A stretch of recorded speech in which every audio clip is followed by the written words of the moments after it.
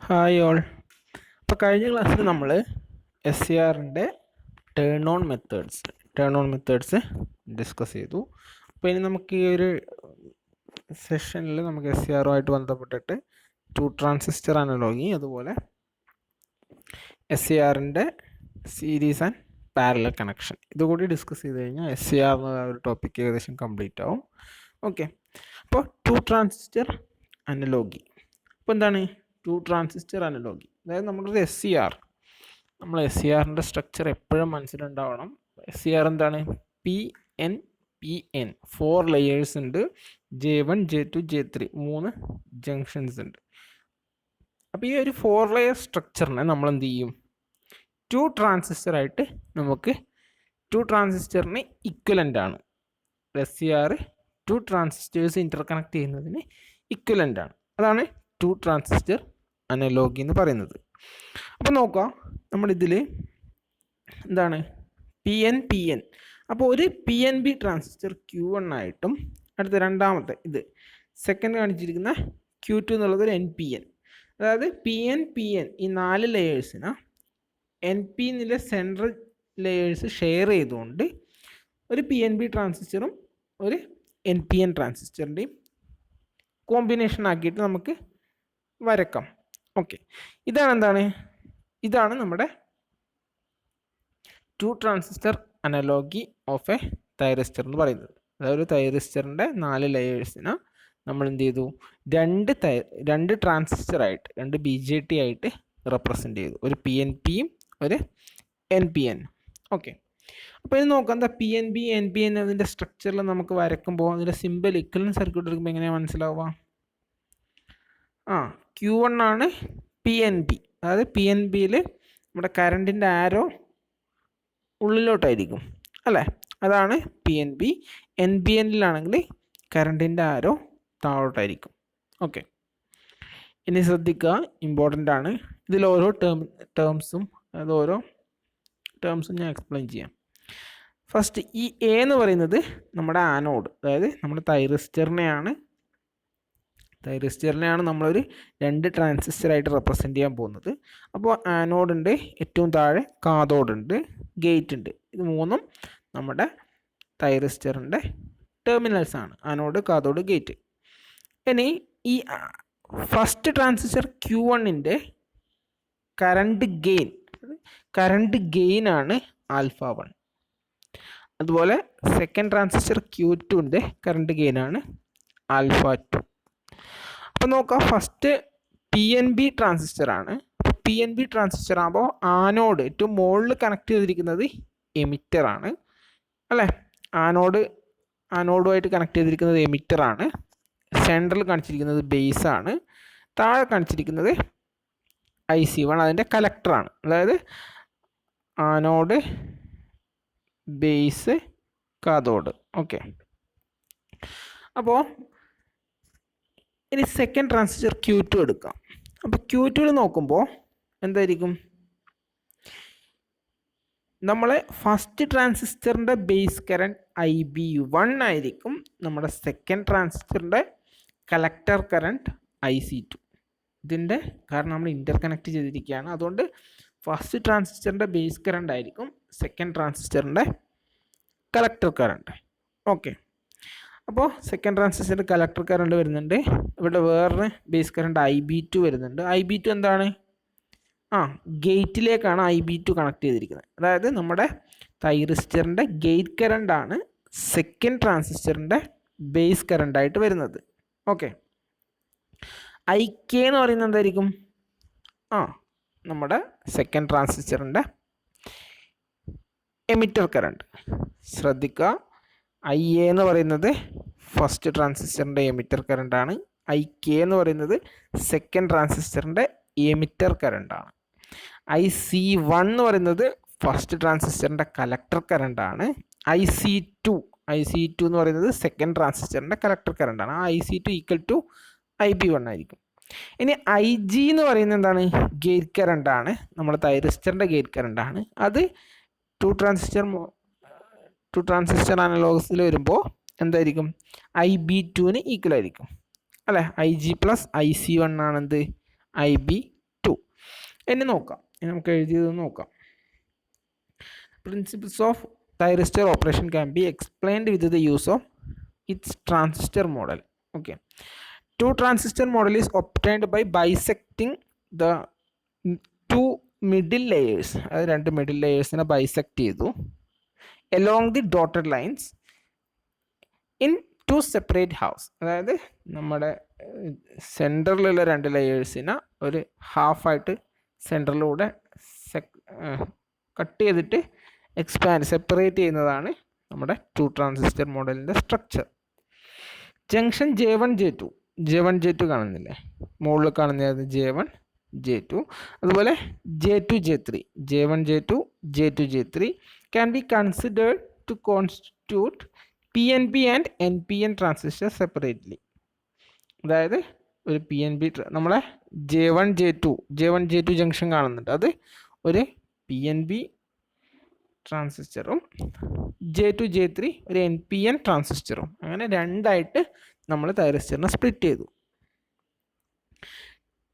Okay, ഇനി നോക്കാം, ഇനി അത് തമ്മിലുള്ള റിലേഷൻ ആണ്. അപ്പോൾ ഫസ്റ്റ് ഇക്വേഷൻ നോക്കാം. In the of state of A transistor collector current IC is related to emitter current IE as, അതായത് ഒരു ട്രാൻസിസ്റ്ററിൻ്റെ ഏതൊരു BJTയുടെയും കളക്ടർ കറണ്ടും എമിറ്റർ കറണ്ടും തമ്മിലുള്ള റിലേഷൻ എന്ന് പറയുന്നത് IC, collector current IC is equal to alpha IE. Alpha എന്ന് പറയുന്നത് എന്താണ്? കോമൺ ബേസ് കറണ്ട് ഗെയിൻ ആണ് ആൽഫ. ആ നമ്മുടെ കളക്ടർ കറണ്ട് എന്ന് പറയുന്നത് ഒരു സം മൾട്ടിപ്പിൾസ് ഓഫ് IE ആയിരിക്കും. IE എന്ന് പറയുന്നത് എമിറ്റർ കറണ്ട് പ്ലസ് ഒരു ICBO, അതായത് ഒരു ലീക്കേജ് കറണ്ട്. അതായത് നമ്മുടെ PN ജംഗ്ഷനിൽ ഉണ്ടാകുന്ന മൈനോറിറ്റി കാരിയേഴ്സിൻ്റെ ഫ്ലോ കൊണ്ട് ഒരു ലീക്കേജ് കറണ്ടാണ് ICBO. അപ്പോൾ ആക്ച്വലി ഈ IEയും ICനെയും കമ്പയർ ചെയ്യുമ്പോൾ ICBO എന്ന് പറയുന്നത് വെരി സ്മോൾ വാല്യൂ ആയിരിക്കും. ഇനി ശ്രദ്ധിക്കാം, for transistor Q1 emitter current IE is equal to anode current IA. Figure നോക്കുക. ഫോർ ട്രാൻസിസ്റ്റർ Q1, നമ്മുടെ first transistor Q1 emitter current, അതായത് മുകളിലാണ് എമിറ്റർ, കാരണം PNP ട്രാൻസിസ്റ്ററാണ്. അപ്പോൾ എമിറ്റർ കറണ്ടാണ്, എമിറ്റർ കറണ്ടിലാണ് നമ്മൾ ആരോ എപ്പോഴും വരച്ചിരുന്നത്. അപ്പോൾ ആ എമിറ്റർ കറണ്ട് എന്താണ്? IA ആണ്. അപ്പോൾ emitter current IE is equal to anode current IA and IC is equal to collector current IC1. Okay, IC1 എന്ന് പറയുന്നത് കളക്ടർ കറണ്ടാണ്. നോക്കുക, ഇതാണ് IC1 കളക്ടർ കറണ്ട്. ഓക്കെ, അപ്പോൾ ഇനി നമുക്ക് എങ്ങനെ ഇക്വേഷൻ എഴുതാം? നമ്മളെ general equation IC collector current is equal to alpha into IE, alpha I, അതായത് multiplication factor gain alpha into IE plus ICBO. അപ്പോൾ ഇവിടെ എന്ത് എഴുതാം? ICക്ക് പകരം IC1, അതായത് ഫസ്റ്റ് ട്രാൻസിസ്റ്ററിൻ്റെ collector current IC1 is equal to current gain എന്താണ്? ആൽഫ 1. IE ആനോഡ് കറണ്ട് എന്താണ്? IE എമിറ്റർ കറണ്ട് എന്താണ്? എമിറ്റർ കറണ്ടാണ് ഇവിടെ IA. അതുകൊണ്ട് IC1 is equal to alpha 1 into IA plus ഒരു ലീക്കേജ് കറണ്ട്. ഓക്കെ, അപ്പോൾ നമ്മൾ എഴുതിയ ഇക്വേഷനാണ് IC1 is equal to alpha 1 IA plus ICB01. Okay, അപ്പോൾ ഇതുപോലെ നമുക്ക് എന്ത് ചെയ്യാൻ പറ്റും? സെക്കൻഡ് ട്രാൻസിസ്റ്റർ Q2ന് എഴുതാൻ പറ്റും. ഇവിടെ എന്താണ്? Collector current IC2 is equal to alpha 2 into emitter current എന്താണ്? IK plus leakage current. അപ്പോൾ ഫോർ ട്രാൻസിസ്റ്റർ 2 നമ്മൾ എഴുതി എന്താണ്? IC2 is equal to alpha 2 IK plus ICBO02. Okay, ഇനി the sum of two collector current is equal to the external circuit current IA. എന്താണ് sum of two collector current? ഏതൊക്കെയാ? Figure നോക്കുക. Sum of two collector current ഏതൊക്കെ collector current? IC1, അതായത് first ട്രാൻസിസ്റ്ററിൻ്റെ IC1 plus first ട്രാൻസിസ്റ്ററിൻ്റെ base current അല്ലെങ്കിൽ second ട്രാൻസിസ്റ്ററിൻ്റെ collector current IC2. അതായത് നമ്മൾ Q1 എന്നുള്ള ട്രാൻസിസ്റ്ററിൻ്റെ മുകളിൽ നിന്ന് വരുന്നത് ആനോഡ് കറണ്ട് IA ആണ്. അപ്പോൾ IA എന്താണ്? ഈ IC1ൻ്റെയും IC2ൻ്റെയും സം ആയിരിക്കും അല്ലേ? ഫിഗർ കണ്ട IA മോഡിൽ നിന്ന് വരുന്നുണ്ട്. അത് താഴോട്ടും ബേസിലേക്കും ഈക്വലായിട്ട് അല്ലെങ്കിൽ ഈക്വലായിട്ടുള്ള സ്പ്ലിറ്റ് ചെയ്ത് പോവാണ്. അപ്പോൾ IA is equal to IC1 plus IC2. ഇനി IA is equal to IC1ൻ്റെ ഇക്വേഷൻ നമ്മൾ ഓൾറെഡി മുകളിൽ എഴുതിയിട്ടുണ്ട്. എന്താണ്? Alpha 1 into IA plus ICB01. അതുപോലെ IC2ൻ്റെ equation alpha 2 into IK plus ICB02. Okay. ഇനി when gate current is applied IK, gate current ഏതാണ്? നമ്മുടെ ഇതാണ് ഗേറ്റ് കറണ്ട് വരുന്നത്. ഗേറ്റ് കറണ്ട് അല്ലെങ്കിൽ IB2 ഈസ് അപ്ലൈഡ്. IB2 അല്ലേ? അപ്പോൾ when gate current is applied എന്ത് പറ്റും? IK എന്ന് പറഞ്ഞാൽ emitter current. IK is equal to IA plus IG അല്ലേ? IA പ്ലസ് IG എങ്ങനെ കിട്ടിയേ? IK is equal to IA എന്ന് പറഞ്ഞാൽ ആനോഡ് കറണ്ട്. എന്താണ് ആനോഡ് കറണ്ട്? അതാണ് എന്താണ് IA plus IG. IK is equal to IA plus IG. IG എന്ന് പറയുന്നത് IB2 ആണ്. IA. ഓക്കെ. ദെർഫോർ നമുക്ക് എന്ത് കിട്ടി? നമ്മുടെ ഫസ്റ്റ് ഇക്വേഷൻ സബ്സ്റ്റിറ്റ്യൂട്ട് ചെയ്താൽ IA is equal to alpha 1 IA plus ICB01 plus alpha 2 into IKക്ക് പകരം IA plus IG plus ICB02. അപ്പോൾ അതിൽ നിന്ന് നമുക്ക് IAക്ക് ഒരു ഇക്വേഷൻ കിട്ടി. അപ്പോൾ for a silicon transistor current gain alpha is very small at low emitter current. With an increase in emitter current, alpha built up rapidly. With the gate IG is equal to 0. നമ്മൾ thyristor മനസ്സിൽ വരിക. വിത്ത് gate IG is equal to 0. നമ്മൾ gate കൊടുക്കുന്നില്ലെങ്കിൽ എന്താ പറ്റുക? And thyristor forward ബയാസിൽ നമ്മൾ thyristor forward bias ചെയ്തു. എന്ത് പറ്റും? ആൽഫ 1 പ്ലസ് ആൽഫ 2, അതായത് ആൽഫ 1 പ്ലസ് ആൽഫ 2 എന്ന് പറഞ്ഞാൽ രണ്ട്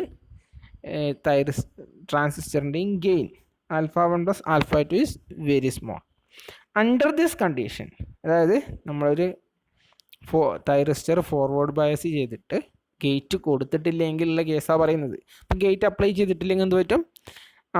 alpha 1 plus alpha 2 very small ആയിരിക്കും. അതുകൊണ്ട് ഓൺലി ലീക്കേജ് കറണ്ട് ഫ്ലോസ്, അതായത് നമ്മൾ ലീക്കേജ് കറണ്ട് മാത്രമേ ഫ്ലോ ചെയ്യൂ. Okay. If by some means the emitter current of two component transistor can be increased so that alpha 1 plus alpha 2 approaches unity.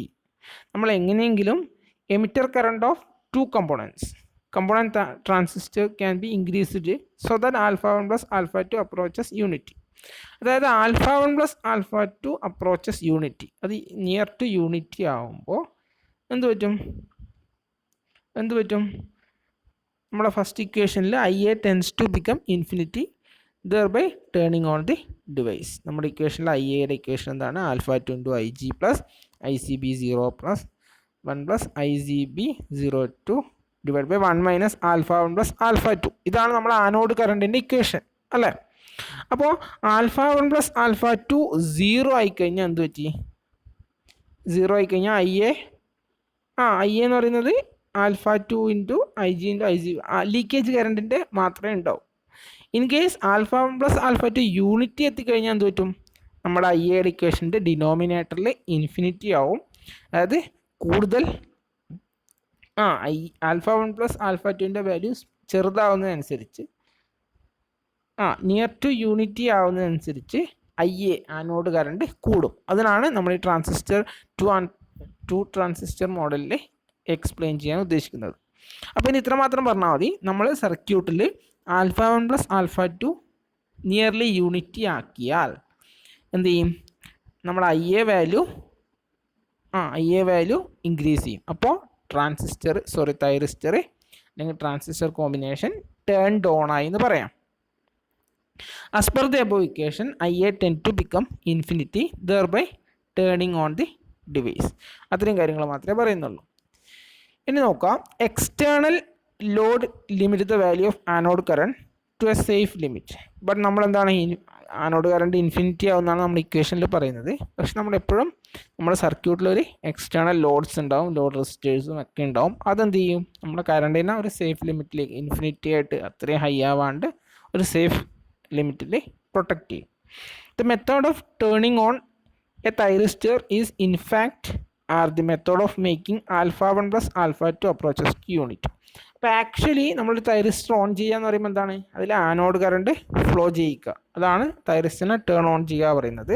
അപ്പോൾ നമ്മൾ എന്താ ചെയ്യുന്നത്, രണ്ട് ട്രാൻസിസ്റ്ററായിട്ട് നമ്മളെ മനസ്സിൽ സങ്കല്പിച്ചാൽ നമ്മൾ ആക്ച്വലി ചെയ്യുന്നത് അതിൻ്റെ ആൽഫ 1 പ്ലസ് ആൽഫ 2, അപ്പോൾ അതിൻ്റെ കറണ്ട് ഗെയിൻ്റെ സമ്മ് അപ്രോച്ചസ് ടു യൂണിറ്റി 1ൻ്റെ അടുത്തേക്ക് എത്തിക്കുകയാണ് ആക്ച്വലി നമ്മൾ ചെയ്യുന്നത്. അപ്പോൾ അതിന് നമ്മൾ എന്ത് ചെയ്യും, വേരിയസ് മെത്തേഡ്സ് യൂസ് ചെയ്യും. നമ്മൾ turning on of thyristor explain ചെയ്തു.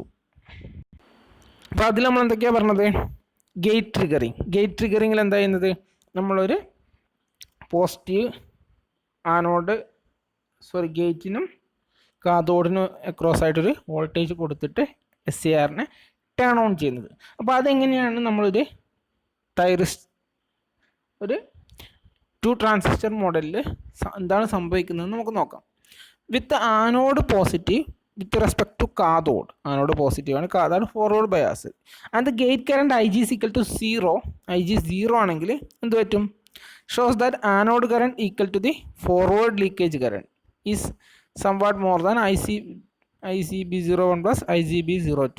അതായത് ആ ഒരു കണ്ടീഷൻ നമ്മൾ IG 0 ആണ്, അതുപോലെ ആനോഡ് പോസിറ്റീവ് കാഥോഡ് നെഗറ്റീവ് ആയാലും കുഴപ്പമില്ല, ആ ഒരു കണ്ടീഷനിലും IG 0 ആണെങ്കിൽ നമ്മുടെ ആനോഡ് കറണ്ട് നിയർലി ലീക്കേജ് കറണ്ടേ ഉള്ളൂ, നമ്മൾ പറഞ്ഞ കാര്യം തന്നെ. Under these condition the device is in forward blocking state. Forward bias കൊടുത്താലും ഗേറ്റ് കൊടുത്തിട്ടില്ലെങ്കിൽ അത് ഫോർവേഡ് ബ്ലോക്കിംഗ് സ്റ്റേറ്റിലായിരിക്കും. Now a sufficient gate drive current between gate and cathode of thyristor or transistor is applied. The gate drive current is equal to the base current IB2 is equal to IG and the emitter current IK of the transistor Q2. എന്താണ് നമ്മൾ gate current കൊടുക്കുന്നത്, figure നോക്കുക.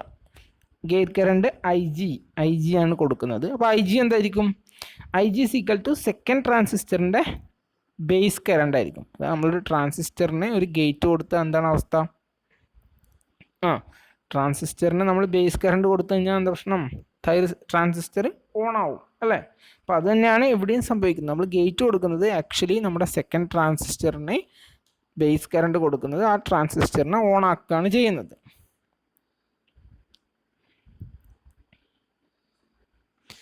Okay,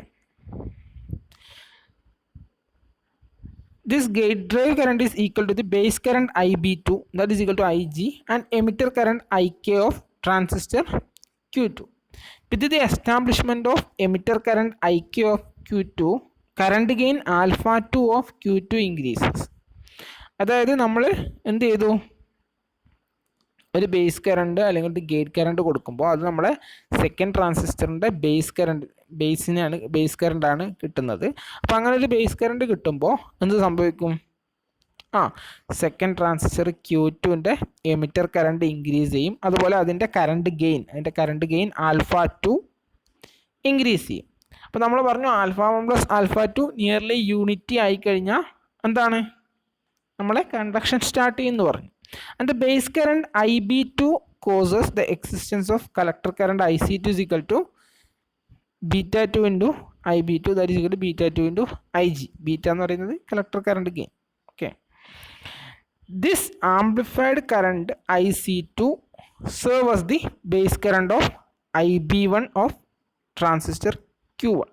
അപ്പോൾ എന്താ പറഞ്ഞത്, നമ്മൾ gate current കൊടുത്തു. ആ ഗേറ്റ് കറണ്ട് എന്ന് പറയുന്നത് ഫിഗർ നോക്കിയിട്ട് എക്സ്പ്ലെയിൻ ചെയ്യാം. നമ്മൾ ഒരു ഗേറ്റ് കറണ്ട് കൊടുത്തു. അപ്പോൾ ഗേറ്റ് കറണ്ട് എന്ന് പറയുന്നത് സെക്കൻഡ് ട്രാൻസിസ്റ്ററിൻ്റെ IB2 ബേസ് കറണ്ടാണ്. അപ്പോൾ ട്രാൻസിസ്റ്ററിൻ്റെ ബേസ് കറണ്ട് കിട്ടിക്കഴിഞ്ഞാൽ എന്ത് ചെയ്യും, അത് കളക്ടർ കറണ്ട് ഫ്ലോ ചെയ്യിക്കാൻ തുടങ്ങും. അത് collector to emitter current flow increase ചെയ്യും. അത് ആൽഫ 2 ഇൻക്രീസ് ചെയ്യും, അതായത് എമിറ്റർ കറണ്ട് ഇൻക്രീസ് ചെയ്യും. അപ്പോൾ IC2 ഇൻക്രീസ് ചെയ്യും, അതുപോലെ IK ഇൻക്രീസ് ചെയ്യും, ആൽഫ 2ൻ്റെ വാല്യൂ ഇൻക്രീസ് ചെയ്യും. അതാണ് പറഞ്ഞത്. ദിസ് ആംപ്ലിഫൈഡ് കറണ്ട് IC2 എന്ത് ചെയ്തു, ഇൻക്രീസ് ചെയ്തു. Serve as the base current of IB1 of transistor Q1. അതായത് ഇങ്ങനെ ഇൻക്രീസ് ചെയ്ത കറണ്ട് IC2, അതായത് IC2 എന്താണ്, നമ്മളെ Q1ൻ്റെ ബേസ് കറണ്ടാണ്. With the flow of IB1 collector current IC1 is equal to beta 1 IB1 is equal to beta 1 beta 2 IG of Q1 comes to X. അപ്പോൾ current IB1 and IC1 leads to the establishment of emitter current IA of Q1, and this caused the current gain alpha 1 to rise as desired. Now current IG plus IC1, that is equal to 1 plus beta 1 plus beta 2 into IG, act as the base current for Q2, and therefore its emitter current IK is equal to IC1 plus IG rise. As amplified collector current IC2 is equal to the base current of Q1, current gain alpha 1 eventually rises further. അപ്പോൾ ഒന്നുമില്ല, നമ്മൾ ബേസിലേക്കൊരു gate current കൊടുക്കുമ്പോൾ അത് കിട്ടുന്നത് ബേസിൽ, അതിൻ്റെ നമ്മുടെ second ട്രാൻസിസ്റ്ററിൻ്റെ base current ആയിട്ടാണ്. അപ്പോൾ അതിൻ്റെ ബേസ് കറണ്ട് കിട്ടുമ്പോൾ അതിൻ്റെ ആൽഫ 2 ഇൻക്രീസ് ചെയ്യും, കളക്ടർ കറണ്ട് ഇൻക്രീസ് ചെയ്യും, എമിറ്റർ കറണ്ട് ഇൻക്രീസ് ചെയ്യും. അപ്പോൾ കളക്ടർ കറണ്ട് ഇൻക്രീസ് ചെയ്യുമ്പോൾ ആ കളക്ടർ കറണ്ട് എന്ന് പറയുന്നത് ഫസ്റ്റ് ട്രാൻസിസ്റ്ററിൻ്റെ ബേസ് കറണ്ട് ആണ്. അപ്പോൾ അത് ഇൻക്രീസ് ചെയ്യും. അപ്പോൾ ആക്ച്വലി നമ്മൾ ആൽഫ 1 ഇൻക്രീസ് ചെയ്യും. അപ്പോൾ alpha 1 plus alpha 2 nearly unity ആവും. അപ്പോൾ കണ്ടക്ഷൻ സ്റ്റാർട്ട് ചെയ്യും. അപ്പോൾ അങ്ങനെ മാത്രം എഴുതിയാൽ മതി. ഓക്കെ, ആണ് ഗേറ്റ് വോൾട്ടേജ് ട്രിഗറിങ്. ഇനി അടുത്ത് വരുന്നത് ഫോർവേഡ് വോൾട്ടേജ് ട്രിഗറിങ്. അപ്പോൾ എന്താ നമ്മൾ ചെയ്യുന്നത്? ഫോർവേഡ് വോൾട്ടേജ് ട്രിഗറിങ്ങിൽ ആക്ച്വലി നമ്മളൊരു വോൾട്ടേജ് കൊടുത്തിട്ട് ആ വോൾട്ടേജ് കൂട്ടി ജംഗ്ഷൻ ബ്രേക്ക് ഡൗൺ ചെയ്യുമ്പോൾ കണ്ടക്ഷൻ നടക്കുകയാണ് ചെയ്യുന്നത്. അപ്പോൾ ഇവിടെ എങ്ങനെ എക്സ്പ്ലെയിൻ ചെയ്യുന്നത് നോക്കാം. If the forward anode to cathode voltage is increased, the collector to emitter voltage of both the transistors are also increased. As a result, the leakage current at the middle junction J2 of thyristor increases, which is also the collector current of Q2 as well as Q1. എന്താ പറഞ്ഞത്? നമ്മൾ forward voltage കൊടുക്കുമ്പോൾ as a result, the leakage current at the middle junction J2 of thyristor increases. നമ്മൾ J2ലുള്ള leakage current increase ചെയ്യും, which is also the collector current of Q2. അപ്പോൾ അതിൻ്റെ leakage കറണ്ടാണ് എന്ത്? നമ്മുടെ collector current of Q2 as well as Q1. Q1ൻ്റെയും Q2ൻ്റെയും collector current. With increase in collector current IC1 and IC2 due to avalanche effect, the emitter current of the two transistor also increases, causing alpha 1 plus alpha 2 to approaches unity. This leads to the switching action of device due to regenerative action. ഒന്നുമില്ല, എന്താ ഇതിൽ പറയുന്നത്? നമ്മുടെ forward voltage triggering കൂടുമ്പോൾ junction J2ൽ എന്ത് ചെയ്യും? Leakage current increase ചെയ്യും. അപ്പോൾ ലീക്കേജ് കറണ്ട് ഇൻക്രീസ് ചെയ്യുമ്പോൾ Q2ൻ്റെയും Q1ൻ്റെയും കളക്ടർ കറണ്ട് ഇൻക്രീസ് ചെയ്യും. അപ്പോൾ IC1ഉം IC2 എന്തുകൊണ്ടാണ് ഇൻക്രീസ് ചെയ്യുന്നത്? Due to the avalanche effect, the emitter current of the two transistor. അപ്പോൾ രണ്ട് ട്രാൻസിസ്റ്ററിൻ്റെ എമിറ്റർ കറണ്ട് ഇൻക്രീസ് ചെയ്യും. അപ്പോൾ alpha 1 plus alpha 2 approaches unity. This leads to switching action start ചെയ്യും. അതായത് നമ്മൾ SCR ടേൺ ഓൺ ആവും.